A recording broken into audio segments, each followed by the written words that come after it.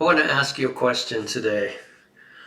Are you creating what you want in your world, or are you producing what others want, need, and have influenced you to want? This is what I'm going to discuss today. Join me on the other side. In the description below, you'll find anything you might need to know about me, about my YouTube channel, about my Facebook channels. All my social media stuff is going to be in there. There will be links to my books as well. Check it out, like it, and subscribe. Thanks. So, the consciousness, your consciousness, is made up of two parts, the I and the me.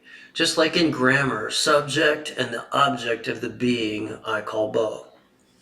The subject is the I am, and the objective is the me. It's the receiver. The subject gives, the object receives. The subjective gets to choose what it wants to plant in the garden of me. Okay? I get to choose, and the me produces it. And the objective me always gives birth to whatever I choose or need to do. It has to. That's the idea. So some might say that they hear choice in this process. Others might say, well, how can I choose when I have so many things that I have to accomplish every day for my kids, for work, to put food on the table? There isn't enough time for the I am. To this I'd say, this is why the majority of the world is being influenced by 10 or 20 powerful people in the world who insist that their I am is stronger than your I am. Who influences your I am into believing that you have no power and no energetic force by which to produce and reproduce what you're told to? You have power, all right, and I'm here to tell you how to take it back. I liken this entire idea to a person who decides he or she wants something to eat.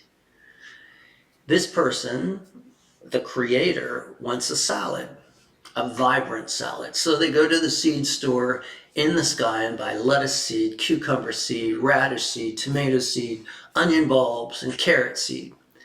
This person goes home and plants these seeds knowing and expecting what his or her garden will grow to get the desired incredible salad. The other person, let's say the person that's being influenced too much by everything else. Let's say this person is like the millions of people that do what they're told to and mass produce what they see on TV, social media, and by influential spiritual and political leaders. They go to the store and are given a handful of seeds, and without regard to their own wants, decide they'll plant these seeds. It's what I'm supposed to do, right? When the seeds come up, and they're simply just rice and oats, they're perfectly good things to eat, but they're rather flavorless and lack the color and the vibrance and the power of the salad, the person who chose his or her own seed. In fact, there's also some weeds in there in the handful of seeds that you got and you planted. But you planted them, and so your me, the objective side of you, has to grow them. You beginning to see what I'm talking about? Consciousness, your consciousness is made up of masculine and feminine natures of each of your souls. Masculine we'll call the seed bearer, and the feminine we'll call the seed producer. You need both to create anything in all the different worlds, in the spiritual world and in the physical world. And I'm not talking about sex. Let's take that completely off the table. Gender, basically the word means to produce. So we're not thinking about sexuality at all here. We need, for instance, the sperm and the egg to produce any kind of living being here on this earth. We need the cathode and the positive charge to start your car. We need two things to get the one, That's kind of the idea of gender, the law of gender. But who's choosing what we're producing? Is it the I am in your choosing? Or is your I am being influenced what to choose by everything around you? The television, social media, friends, family, spiritual leader, politics. Listen, I'm not saying that all my choices come from my own I am and that I'm not influenced sometimes by others. But what about this I am that is special just to you? What is its source of inspiration? How do we get to it? Let's think of the brain and everything that it's filled with. It's like a computer willed with the dynamics and mechanics it needs to run and function, like the hardware that would be your hunger, your feelings, your senses. And it has software too that sometimes comes with the computer. Those choices were made for you. They thought, well, oh, this software would make your life easier, so I'm going to give it to you. It's kind of like your parents, guardians, pastors, the government, laws. And the rest of what's on the hard drive, we get to choose as we get older. Most of the time, though, I will say our initial choices don't come from the I am. We're not really taught to be creators in this world. We're taught to want what other people have. So that comes from the ego part of us, that I want what they have, part of our being. That's okay too. We have to learn to create from some place. But we get to place in our lives. We begin to dream and dream big when we get a little bit older. And we sometimes allow our dreams to envelop us and become artists and politicians and influencers and writers and speakers. But most times, our big dreams get squashed by our day-to-day needs to fulfill what others want, to put food on the table, to do what mom and dad said they think you need to do in life, to take care of your children, to take care of your partner. Most of us end up being like autotrons, simply working like laborers in the field and never getting something specific that we dream of creating. I've written a few books, and I believe writing a novel best represents this subject about which I speak. When I begin the process of writing a novel in my complete silence, and I'm talking about in my meditative place, which you need to practice, where there's nothing going on in your mind and you're being inspired by the great I am, the spirit that created you. When I'm not influenced by anything about, I heard a voice. And often when I hear a voice, I'll write something down. And this voice said to me, my best friend Carter tried to kill his only son Buddy on Good Friday. It had a southern accent. It said, my best friend Carter tried to kill his only son Buddy on Good Friday. And it is basically what started this last novel of mine, Getting Older with Grace. Then I asked the voice with the volitional part of myself, why would Carter try to kill his only son, like Abraham and Isaac? And listen, at first, sometimes if you're not used to doing this, you'll feel like you're crazy because you're talking to yourself. But really what's happening is the I is talking to the me, or the observer part of you is talking to the objective self. The answer to that question was somebody down at Melrose Lane called Carter and told him Buddy was doing something he shouldn't be doing in a parked car behind the lanes. Then the volitional side of me asked the next question. Who was in the car and what were they doing? Do you get the picture? There's two parts of me creating, the inquisitor and the actual characters I'm creating. When you give these characters voices, they begin to speak. You give them life.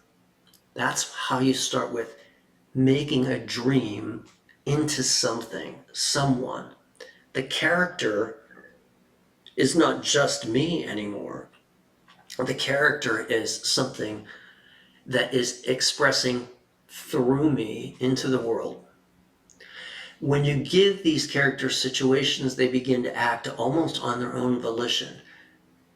I'll tell you, by the time I'm into the second chapter of any book, I've almost seen the entire plot, or at least the antagonist and protagonist. And what that is the main character wants, and what's keeping from him or her from getting that. That's the antagonist. The protagonist is the main character. Isn't that what life is about? What you want and who or what is keeping you from creating that very thing. You have within you both the masculine and feminine attributes of creation. You may not believe you have the power to create anything new and unusual or unique in this world, but I'm here to tell you that you're made out of and in the image of the great I Am, the mighty Spirit of God. Therefore, you are made in the image of a creator. Everything you need to create in this world is within you, within your mind. I call it the awakened mind, that part of you that decides, hey, there's a part of me that is unique and unusual, and I'm going to bring it into the world and be proud of it. Are you going to use your gift, or let the world and its 10 or 20 influencers let you decide what you want? It's always your choice. Join me on my platform to help liberate you from the blocks that are keeping you from becoming an influencer, a creator, a famous parent, a mover, a shaker. Those things are fears. They're anxiety, they're stressors. They're stressors. All of my attributes in social media and YouTube connections are in the description below, or if you're on Facebook, above. Thanks. And I'll see you next time.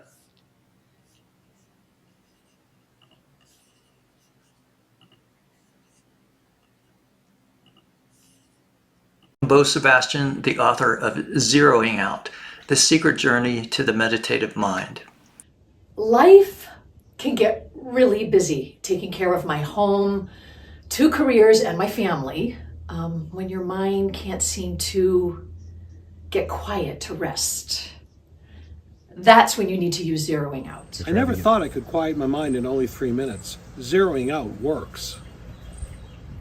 I highly recommend Zeroing Out by Sebastian. It's been very helpful for me, and it's helped me navigate through difficult times.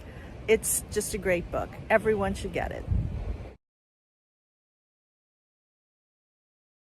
I tried the zeroing out technique, and I have to say it was surprisingly effective and very simple. On those days I'm going 90 to nothing and I just need to slow my brain down for a minute to get back on track. This really has helped me to do that. Life gets hectic, and sometimes I just don't take the time to clear my mind, especially right after work. The zeroing out method helps me to leave my work at work, so I have a clear mind for the people at home I love. I've been dealing with clutter in my mind for a long time now. Zeroing out, stop stress in 3 minutes, has completely cured me. Now I can meditate, get quiet, and I'm even sleeping better. I can't believe how much zeroing out has helped me reduce stress. You've got to try it. Work for me can get time-consuming and stressful at times, but zeroing out has really changed the way I look at my schedule and my time. Now I can leave my work at work, and I have more time and peace of mind to deal with the people that I care the most about. Such a step above any other book I've ever seen about this topic, and it's such a simple technique, and I'm able to do it by myself, which I love. So I highly recommend it.